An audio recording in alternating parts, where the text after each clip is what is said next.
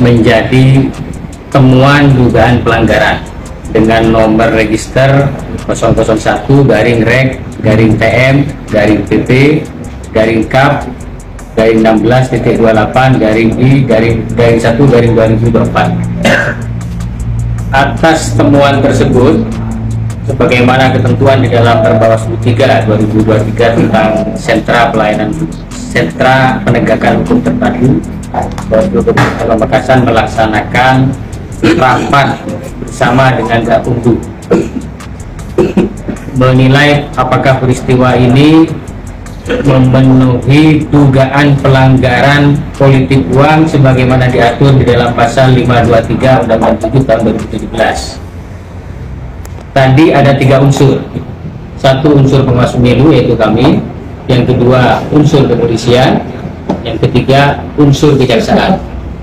Tiga-tiganya sepakat bahwa video yang viral sebagaimana yang sudah kita ketahui semua itu patut diduga melanggar ketentuan pasal 523. Masih dugaan. Itu masih dugaan. Iya, iyalah, asas praduga tak bersalah. Jadi sudah kita tetapkan menjadi temuan, dan langkah yang mau ditanya ini kan langkah-langkah selanjutnya. Langkah-langkah selanjutnya besok kita akan rencanakan untuk menyusun siapa-siapa yang akan kita undang untuk verifikasi di Bawaslu. Tentu pemilik tempat menjadi bagian dari daftar yang akan kita undang untuk klarifikasi, termasuk juga orang yang membagikan uang yang viral di media sosial itu akan kita undang untuk klarifikasi di Bawaslu. Sementara demikian ya. Ini yang akan diundang kita sendiri yang akan diundang. Karena kan juga yang nominasi. Itu teknis. Yang jelas orang yang membagi-bagikan uang di video itu akan kita undang. Orang yang memiliki tempat di mana kegiatan itu berlangsung juga akan kita undang. Beberapa orang yang terlibat yang ada di video itu juga akan kita undang. Sementara begitu, untuk kabar selanjutnya bisa kawan-kawan ini nanti semisal ada temuan benar melanggar, sanksi yang akan dikenakan sesuai ketentuan 523. Di dalam pasal 523 itu sudah cukup jelas diatur. Tetapi ini kan masih panjang, masih butuh pembahasan lebih lanjut. Sampai berapa lama kira-kira? Kita ada waktu 7+7 ke depan. Kira-kira begitu ya, 7+7. 14 hari. 14 hari. Kurang lebih begitu. Ini akan berdampak kepada pasangan calon pelanggaran jika terbukti melanggar itu. Nah, itu hal lain. Itu hal lain.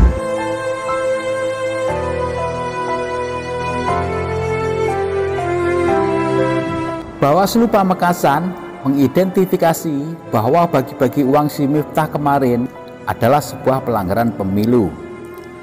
Yang jadi pertanyaan adalah, berani apa enggak memproses hukum? Atau hanya sekedar dijadikan temuan saja supaya seolah-olah Bawaslu tidak diintervensi? Kami bicara seperti ini bukan berarti suudzon, tetapi fakta membuktikan bahwa pelanggaran tim 02 sudah banyak sekali dan tidak ada yang diproses. Selagi Jokowi masih menjabat sebagai presiden, pelanggaran 02 tidak bakal diproses. Makanya Jokowi nanti akan tercatat sejarah sebagai perusak demokrasi.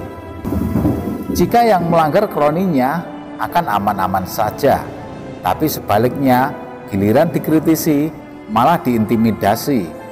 Dan kejadian paling baru, anak SMP yang juga Syarifah mengkritisi Jokowi dan kroninya diancam akan dilaporkan polisi.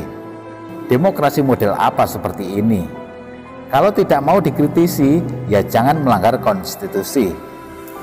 Ini negara milik kita semua, bukan milik moyangmu. Seorang pelajar siswa sekolah di Jambi mengaku diancam untuk dilaporkan ke polisi usai mengkritik Presiden Joko Widodo dan pencalonan Gibran Rakabuming Raka lewat akun TikToknya. Dia mengaku sengaja membuat video kritikan karena resah melihat tatanan negara yang dinilainya sudah tak lagi sesuai. Untuk para pejabat yang masih menjabat sebagai pejabat yang kampanye masih menggunakan fasilitas negara, terlebih lagi seorang Presiden Republik Indonesia mengendorse dan membuntuti kampanye satu partainya, Menggunakan fasilitas negara, malu dong, nggak punya otak. SDM rendah, masyarakat diolok-olok dengan pembagian sembako dan amplop uang hasil ngutang. Nanti ujung-ujungnya rakyat juga yang pasti membayarnya. Nggak hebat loh. Membangun ibu kota dengan menggunakan uang APBN di saat rakyat keterpurukan ekonomi. Giliran suruh bekerja, nanam singkong di tanah yang subur pun gagal. Berbicara soal menuntaskan kegagalan hukum di masa depan, sekarang masih menjabat sebagai pengolahan hukum. Faktanya hukum menjadi rusak parah. Giliran disuruh ngomong, salah dalam berkata. Tadinya bermaksud memberikan asupan gizi, akhirnya memberikan asupan racun. Katanya sekolah sampai luar negeri. Jadi bingung nih. Orang bodoh kualitas tidak ada tetapi sok pinter, ingin menjabat sebagai pemimpin negara lagi. Mau jadi apa negara dan rakyat ini kalau dipimpin oleh orang yang kualitas SDM-nya rendah, tidak mempunyai urat malu? Ini sih pemilihnya orang-orang yang berkualitas rendah juga, memilih tidak dengan pikiran tetapi dengan perut. Ayo masyarakat Indonesia yang baik-baik, terlebih lagi kaulah mudah terpelajar, pilih pemimpin kita itu secara logis dan rasional. Tinggalkan pikiran kuno yang hanya demi perut. Jangan jadikan makan untuk hidup, tetapi hidup untuk segalanya dalam hal positif. Karena kita manusia menggunakan akal, bukan hewan menggunakan mulut untuk perut. Terima kasih. Setelah video ini viral, Fadia mengaku mendapat banyak teror lewat telepon. Ia juga mengaku mendapat ancaman akan dilaporkan ke polisi oleh sejumlah relawan dari salah satu paslon. Benar, juga beberapa hari kemarin saya ditelepon oleh nomor yang tidak saya kenal. Mereka bilang saya, katanya, oh kamu ya atas nama Fadia Alkaf, kata, rumah kamu diselincahkan, nanti tunggu aja ya kamu, awas kamu, kata. Karena saya tidak tahu pemilik nomor itu siapa, akhirnya saya memblokir. Dan banyak juga di Twitter, bisa dicek juga, katanya dia dekengannya sekretaris presiden, katanya akan melaporkan saya. Dan juga ancaman terbaru saya mendengar dari kakak, kalau relawan paslon nomor 2 dari Jambi akan melaporkan saya ke Mapolda Jambi. Fadia mengaku sengaja membuat video kritikan buntut dari permasalahan rumah neneknya yang rusak oleh aktivitas mobil proyek pembangunan dari Pemprov Jambi yang sampai saat ini belum selesai. Selain itu, ia juga merasa video tersebut memang curahan dari hati nuraninya karena resah melihat tatanan negara yang dinilainya sudah tak lagi sesuai. Kondisi demokrasi kita di akhir kekuasaan Presiden Jokowi ini luar biasa mengerikan. Presiden Jokowi adalah presiden yang kita pilih lewat sistem demokrasi. Lewat prosedur resmi bernama Pemilu 2014 dan 2019, ia menjadi presiden yang kita pilih lewat sistem demokratis. Anehnya, presiden yang kita pilih lewat sebuah sistem yang demokratis ini justru menjadi presiden yang sama yang menunjukkan hadirnya peristiwa pembunuhan demokrasi di akhir kekuasaannya. Akhir Desember lalu kita dihebohkan dengan sebuah video di TikTok yang diposting oleh Syarifah, seorang siswi SMP dari Jambi. Lewat videonya tersebut, Syarifah mengkritisi Presiden Jokowi dan juga Gibran Rakabuming Raka. Syarifah mengkritisi Presiden Jokowi terkait pencalonan putranya tersebut. Menurut Syarifah, prosedur dan juga proses menuju pencalonan tersebut tidak taat hukum dan juga konstitusi. Kita harusnya senang punya siswi SMP seperti Syarifah. Artinya masa depan demokrasi akan kita serahkan sepenuhnya pada anak-anak bangsa yang paham betul apa itu demokrasi dan siap menegakkan kebenaran dan juga keadilan. Tapi anehnya, per 31 Desember 2023, setelah mendapat banyak sekali teror dan juga intimidasi di media sosial, Syarifah malah dilaporkan ke polisi akibat videonya tersebut. Ini menambah panjang catatan kelamnya demokrasi di akhir kekuasaan Presiden Jokowi. Orang-orang yang dengan vokal bersuara, orang-orang yang dengan berani menyuarakan sesuatu, hari ini harus menjadi orang yang siap jika sewaktu-waktu terkena sesuatu. Semua mahasiswa yang vokal dan kritis terhadap pemerintah di berbagai titik di Indonesia pun setiap harinya mengalami bahaya yang sama. Saya dan banyak sekali teman-teman mahasiswa yang melakukan kritik setiap hari menghadapi intimidasi dan represi yang tidak ada habisnya.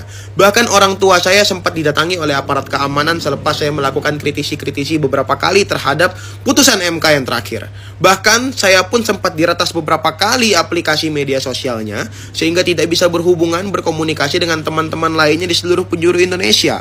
Gibran Muhammad Nur, Ketua BEM UGM, sampai hari ini masih mendapatkan intimidasi dan represi, bahkan teror karena statement-statement kritisnya terhadap pemerintah. Bahkan orang tuanya sempat didatangi di kampung halamannya oleh oknum Intel karena menyampaikan kritik dan juga diskusi di UGM. Afik Naufal, Ketua BEM Paramadina, sahabat saya pun sempat mengalami ancaman-ancaman sejenis, diintimidasi, direpresi, bahkan ancaman-ancaman hanya karena aktif bersuara. Inikah demokrasi yang kita harapkan?